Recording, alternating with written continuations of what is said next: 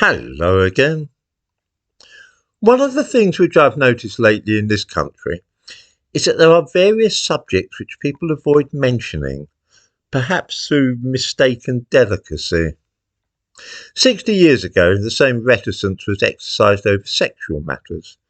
Such things were felt to be not quite nice, and respectable folk simply did not talk about them. Exactly the same thing may now be observed where immigration is concerned. There is a terrible scandal regarding grown men who are housed and sent to school with underage girls, but so horrible are the implications that it felt better to ignore the whole business. Let's face it, the idea of a 25-year-old man going to school with 15-year-old girls is a bit icky. For left-wingers, the trick is to pretend that such things are not happening. I've seen this in action for myself, but first a bit from this morning's newspapers. On September the 6th, 2023, a Sudanese man arrived in this country after setting off from France in a small boat. He gave his date of birth as April the 3rd, 2007, making him theoretically 16 and a half years old. He was sent to the London Borough of Hounslow, who immediately challenged the idea that he was a child. He had a receding hairline and thick beard, and they estimated his age at between 23 and 25. The Home Office carried out a full age assessment and agreed. This fellow appealed, and immigration judge Norton Taylor allowed the appeal and ruled that he was a child.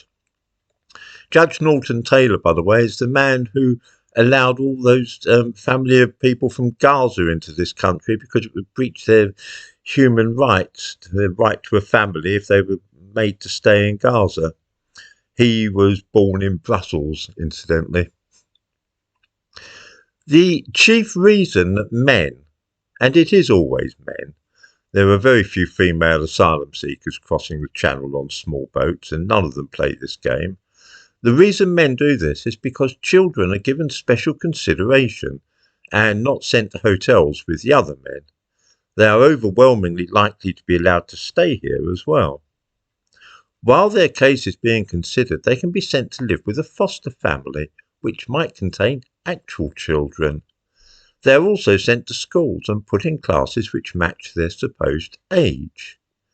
There have been some awful incidents where families with young daughters have found themselves housing a man in his 20s posing as a teenager.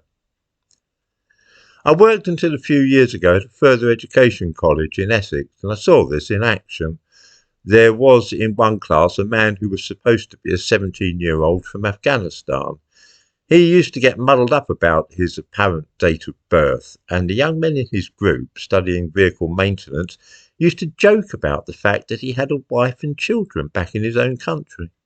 The staff too knew of this situation. It was no secret. This college used to provide English and mathematics classes for 14 and 15-year-olds who had for various reasons stopped attending school. Some were home educated, others had been excluded from their previous schools, and a few of them were very vulnerable and had psychiatric problems. On one occasion, I saw this man in his 20s sitting at a table in the canteen chatting with a girl of 14. Despite my best efforts, nothing was done about this, because, as I say, it's a subject which is felt to be a little too delicate even to discuss. I ended up being given the cold shoulder by some staff members because everybody else just wished to pretend that it was not happening. I've seen this same attitude displayed elsewhere, even by police officers. Far better to brush the whole thing under the carpet and pretend that everything is fine. This prudishness enables potential abusers to become very close to vulnerable young people, but this is not something which you'll ever hear about or see mentioned in the newspapers. In the description to this video, I give a link to a newspaper report about the case of the Sudanese young man this morning.